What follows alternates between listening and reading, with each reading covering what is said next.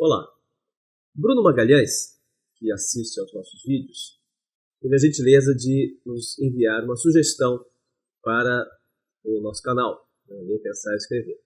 E a sua pergunta, a sua sugestão é a seguinte: qual é a natureza pedagógica do projeto socrático? Qual é a finalidade da chamada arte da maiêutica, que faz parte do modo de ensinar de Sócrates, o grande mestre de todos os mestres, como dizia George Steiner. A maiêutica é uma palavra grega que tem a ver com Maia. Maia, em grego, é parteira. A mãe de Sócrates, Fenaretes, era parteira. E Sócrates, muito ironicamente, dizia que ele também, como filho de uma parteira, era parteiro, também praticava a maiêutica. Só que, diferentemente da arte que a mãe praticava, ele não fazia o parto de mulheres, fazia o parto de homens. E também, diferentemente da sua mãe, não fazia o parto dos corpos, mas o parto dos pensamentos, né? O parto dos espíritos. Ele fazia com que os seus interlocutores dessem à luz os seus pensamentos. O bebê, no caso, seria um pensamento, uma ideia, uma verdade que estaria dentro do seu interlocutor, dentro do seu discípulo, do seu aluno, e que ele, como parteiro, faria com que essa ideia, esse pensamento viesse à luz. A parteira, em geral, é uma pessoa já de idade, uma senhora já de idade, que já viu muita coisa na vida, já acompanhou muitas mulheres grávidas, e Sócrates dizia que ele também era estéril, que ele também já era velho, que ele não tinha ideias próprias, que ele não podia mais gerar ideias, mas que ele, como bom parteiro dos pensamentos, era capaz de ajudar as pessoas a terem as suas ideias, a fazerem descobertas. Era assim, portanto, que ele trabalhava nos diálogos, né? Então é muito interessante ler os diálogos de Platão, em que Sócrates, esse seu personagem, metade invenção, metade histórico, faz com que as pessoas, conversando com ele, esse trato, nesse diálogo, descubram que já sabiam certas coisas. Né?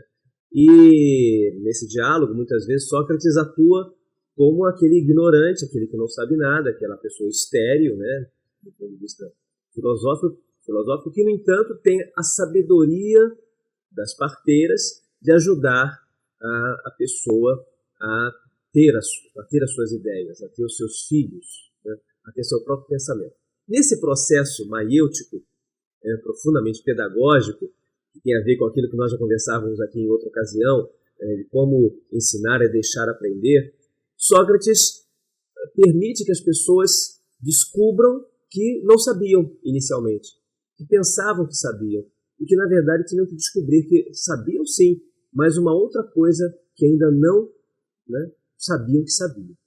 Esse processo pedagógico de Sócrates é acidentado, é um pouco doloroso, como o parto, porque muitas vezes a pessoa que conversa com Sócrates não sabe se ele está brincando, se ele está falando a sério, né? E, no entanto, é um método muito sério e muito útil.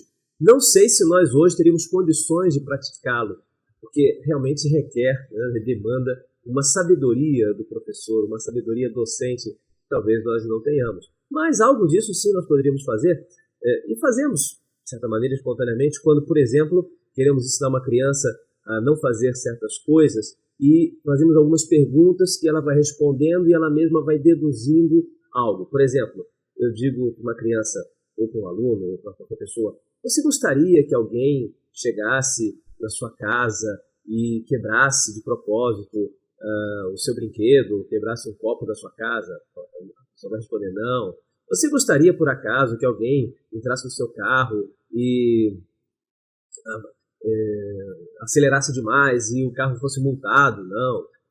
Então, com essas perguntas, a pessoa vai deduzindo, né, mais tarde vai ter aquela iluminação a respeito da regra de ouro da ética: não faça aos outros o que você não gostaria que os outros fizessem a você. Esse seria uma forma de ensinar a pessoa sem dizer diretamente as coisas, mas deixando que a pessoa aos poucos vá tirando suas próprias conclusões. Isso, em essência, é o processo maiêutico, a arte da maiêutica, que poderíamos resgatar, né, do tempo, né, de Sócrates para o nosso tempo.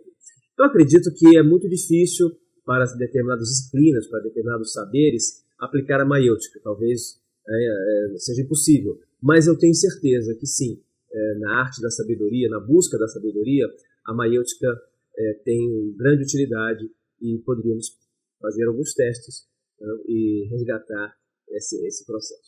Então agradeço ao Bruno a oportunidade de falar sobre esse tema e, numa próxima oportunidade, voltaremos a falar sobre outros temas ligados à pedagogia, à educação, à leitura, à escrita, que é a essência do nosso canal. Até lá!